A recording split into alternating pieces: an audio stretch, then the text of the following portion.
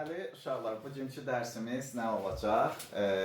Cəryanlı naqillərin maqnit sahəsində hərəkəti və cəryanlı naqillər deyəndə həmin cəryan-axır naqildən induksiya cəryanının istiqamətini tapmaq lazımdır. Ümumiyyətlə, induksiya cəryanı necə təyin olunur, yəni istiqamət necə təyin olunur, ona baxacağıq. Baxın, bunun üçün bizə nə lazımdır? Ən birinci, maqnit. Maqnitin qütbləri. Elvin, biz nə demişdik? İki qütbü var. İki qütbü var. Şimal, bir də nədir? Cənub qütbü. Elə deyilmi? Buna şimal deyək. Buna da nə deyək? Cənub deyək. Elə deyilmi? Bu da nədir? Cənub. Deyək ki, S olsun. Oldu mu? Belə bir dənə naqilimiz var. Bax, belə bir naqilimiz var. Bu naqildə, deyək, daha doğrusu bu naqil deyək ki, hara doğru hərəkət eləsin? Bura doğru hərəkət eləsin. Yəni, təbii ki, hərəkət istiqamətini özümdən atmışım. Mən esi biz ayırıb, ayrı esi ayrı yaza bilərik ki. Bəli, əlbəttə yaza bilərsən. Hara doğru? Sağ aşağı doğru hərəkət edir də, elə deyil mi? Mənə desələr ki, bəs induksiya vektoru hardan haraydı? Hara doğru? N-dən S-ə doğrudur.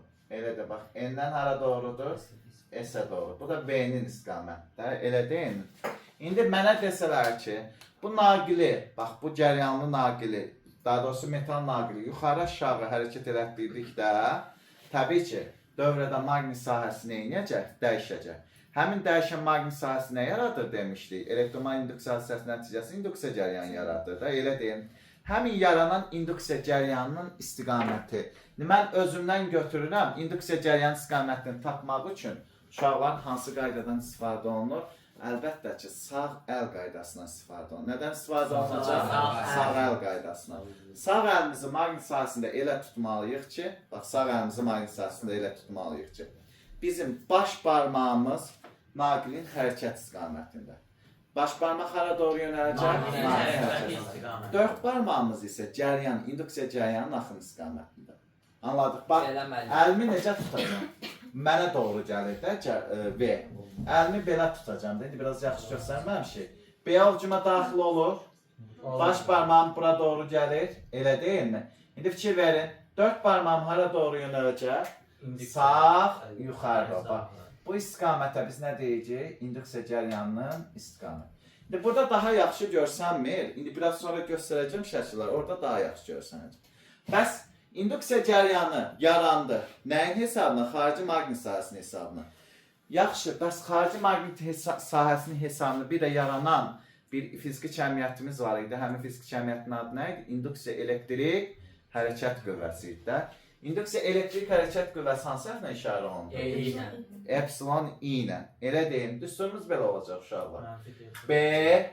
B nədir? İnduksiya vektorunun modulu.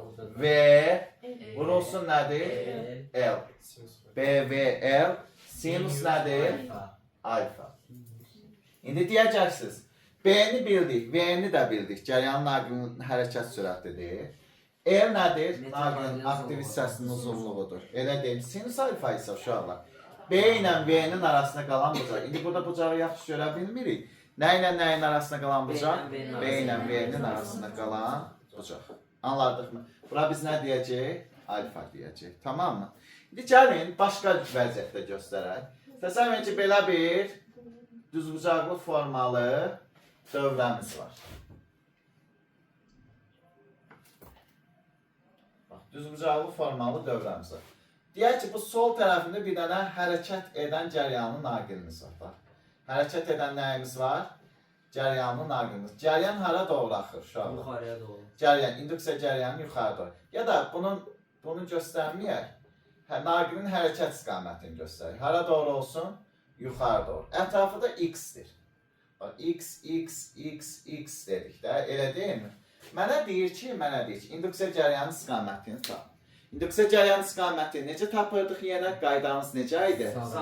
Hansı qayda idi? Sağ əl qaydası. Necə tuturduq əlimizi? Sağ əli elə tutmaq lazım ki, B hara daxil olsun? Ovcuma.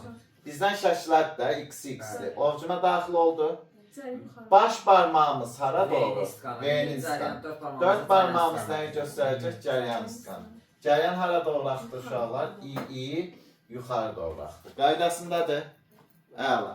Bəs hal-hazırda B ilə V-nin arasında qalanacaq neçə dərəcədir? 90 dərəcə. 90 dərəcə. Bax, B bizdən şəxslədir, V-də belə yönəlir. Sinusda Elə deyil, maksimum ikisi arasında qalanacaq neçə dərəcədir? 90 dərəcə. Sinus 90-da nə verir?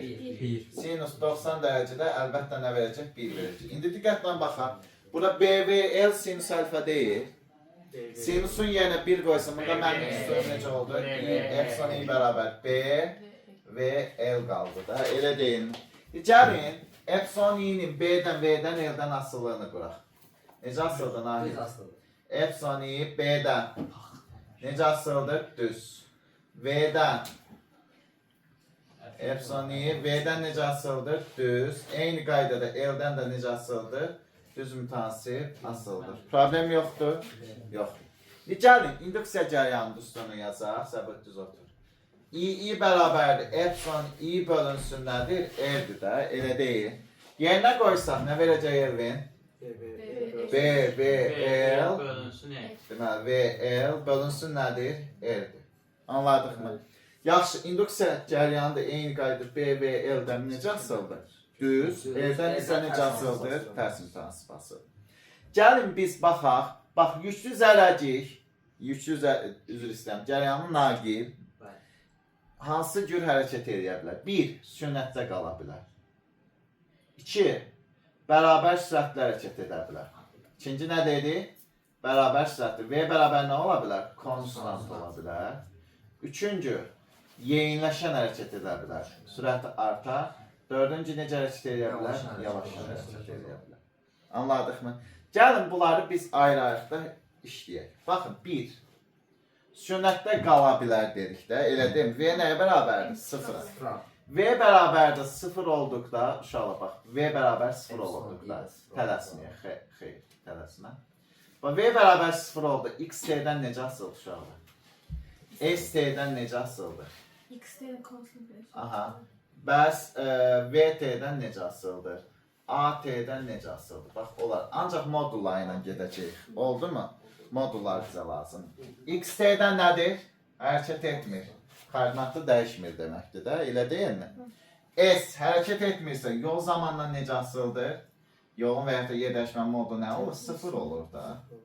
Elə bir hərəkət etmirsə demək, yer dəyişməsi yoxdur demək. Gəldik. Bəs sonra A-nın T'dən asılı necə olacaq? Bəs V-nin T'dən asılı nə olacaq uşaqlar? Bu da 0 olacaq. Hə, bax. Bu dördündən biri veriləcək. Səndən ya epsilon i'nin T'dən asılını soruşur, ya da i'nin T'dən asılı. Anladıq mı? Axı bizim düsturumuz nə idi? B, V, L bölünsün R deyilmi? Demək, V sıfırdırsa biz V'yə baxırıq. Sıfırdır, V sabitsə sabitdir, V dəyişir, artırsa artır, azalırsa nədir? Azalır. İndi burada nə oldu? V sıfırdır. Demək, epsilon i də, bax, epsilon i'nin də T'dən asılı hara düşəcək uşaqlar? Sıfırın üzərinə. Eyni qaydada i'nin də T'dən asılı hara düşəcək? Sıfırın üzərinə düşəcək. Anladıq, qeyri-adi bir şey varmı? Çətinmi? Xeyr, asandır. Gəldik, indi ikinci necə hərəkət edə dedik? Bərabər sürətli. Bax, ikinci. V bərabər nədir? Nahid? Konstant. Qəşəng. İndi bax, V konstant oldu. X T'dən necə asıldı? Ancaq müsbət istiqamətdən götürəcək. Düz. Necə asıldı? Düz. S T'dən necə asıldı? Səbahi? S T'dən necə asıldı? Düz. Bəs Murad, A T'dən necə asıldı? A T'dən. Bərabər sürətli hərəkətdə təcil sıfırdır da. Çünki təcil sürətin dəyişmə yeyinini xarakteriz edir. Deməli, Cabir, biz nə deyəcəyik? Sürəti dəyişmirsə, təcilimiz nəyə bərabərdir? Sıfıra bərabər. Gəldik. Sonra sonuncu nə deyirik? Sürət. Okay. V-nin nədən asılı? T'dən asılı. Nədir? Sabitdir. Uşaqlar, fikir verin. V sabitsə, demişdik ki, V-yə görə təyin edirik. Digərçisə nə olacaq? Sabit olacaq. Onda bizim qrafikimiz necə oldu uşaqlar? Epsilon i'nin nədən asıllığı? Epsilon i'nin T'dən asılı. Sabit. Bəs i'nin nədən asıllığı? i'nin T'dən asılı. Burada da nə olacaq? Sabit olacaq. Problemimiz yoxdur? Yoxdur. Gəldik. 4, 3. Cisim necə hərəkət edir? Bərabər yeyinləşir. Biz bir də sürət artır, amma təcil nə olur? Sabit olur. Elə deyil. ST, XT-dən necə asılıdır? Kvadratik asılıdır. XT-dən qrafikimiz belədir. Düzmü? S-in T-dən asılılığı ST-dən kvadratik düz asılır. A düz asılır. A nə olur uşaqlar? Sabır, diqqətli ol. Nə olur? Sabit olur. VT-dən necə asılı olur? VT-dən düzün tanesi basılı olur. Yaxud da koordinat başlanğıcında da sürüşdürə bilərik. Bəs bizə desək ki, epsilon i-nin T-dən asılılığı? Bəli. Deməli, V ilə epsilon qrafiki eynidir. I-nin T-dən asılılığı? I-nin nədən asılılığı? T-dən asılılığı. Bu da nədir? Düz mütənsib asılılığı. Problem yoxdur? Yoxdur. Gəldik 4. Nə olacaq uşaqlar? Sürət neyinir? Azalır. Sürət azalır. Normalda bunu modulca götürməliyik. Daha doğrusu istiqamətə fikir verməliyik. Adətən bizdən də modulun qrafikini soruşduğuna görə, yəni orta məktəbdə, biz həmişə nəyi? Müsbət istiqamətini götürürük. X-in T-dən asılığı yavaşın hərəkətdən necə idi? Belə idi də. Sonra S-in T-dən asılığı necə idi? Kök altına bənzər əyri idi də. Sonra nəyi nədən asılı? A-nın T-dən asılı. Müsbət istiqamət bizə maraqlıdır. Sonra bir də nə dedik? V-nin T-dən asılı. Qrafikimiz hara düşürdü? Belə düşürdü. Bəs epsilon i-nin T-dən asılılığı. Okey. İnşallah, bax aşağı düşür, amma mən normalda belə yazır. Axı, modul istiqamətini qəbul eləmişik. Elə deyilmi? I-nin də T-dən asılılığını biz necə qəbul edəcəyik? I-nin də T-dən asılılığı müsbət istiqamət qəbul elədiyinə görə qrafikimiz belə olacaq. İnşallah, təkrar başa qaydırıq. Bax, başa qaydanda ən birinci sizin fikir verəcəyiniz şey düsturudur. Düsturu nə idi? Epsilon i bərabər BVL sinus alfa. Burada B-ni bilirik, V-ni bilirik, L-i də bilirik. Aktiv hissənin nə idi? Uzunluğudur. Sinus alfa isə bəzən yanlışlıqla deyirlər ki, bəs burada sinus alfa cəryan axın istiqamətlə B arasında qalmışaq. Xeyr. Burada sinus alfa cəryanlı naqilin, yəni induksiya cəryanı axan naqilin hərəkət istiqaməti ilə B-nin arasında qalan bucaqdır. Yəni B ilə V-nin arasında qalan bucaqdır. Anladıq nə demək istədiyim? Yaxşı. Bəs burada bucağımız alfa 90-dan fərqli olduqda BVL sinus alfadır. Amma 90 dərəcəyə bərabər olduqda isə ifadəmiz nə olacaq uşaqlar? Bu qrafik əsasən BVL olacaq. Elə deyilmi? Yaxşı, bu şəkildə biz görürük. Bəs induksiya cəryanı istiqamətini hansı qayda ilə tapırdı? Sağ əl qaydası.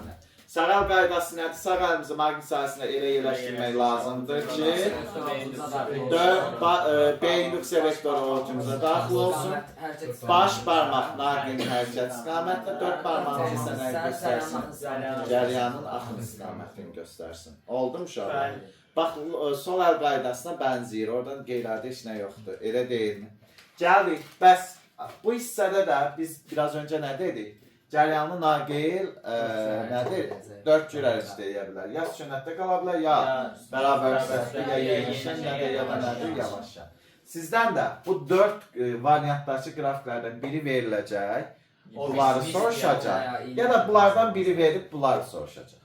Müəllim, məsələn, o X-in T-dən asılı ikincidə də, yəni S-dən T-dən fərq yoxdur da, hansını soruşursa... Hansını soruşursa, bəli, bu. Oldu. Zaten qrafik form olaraq eynidir. Bir də bir şey deyim inşallah. Tutaq ki, sənə verib epsilon i sabit. Yəni, bu qrafik verir. Bax, burada bu duran qrafik verir.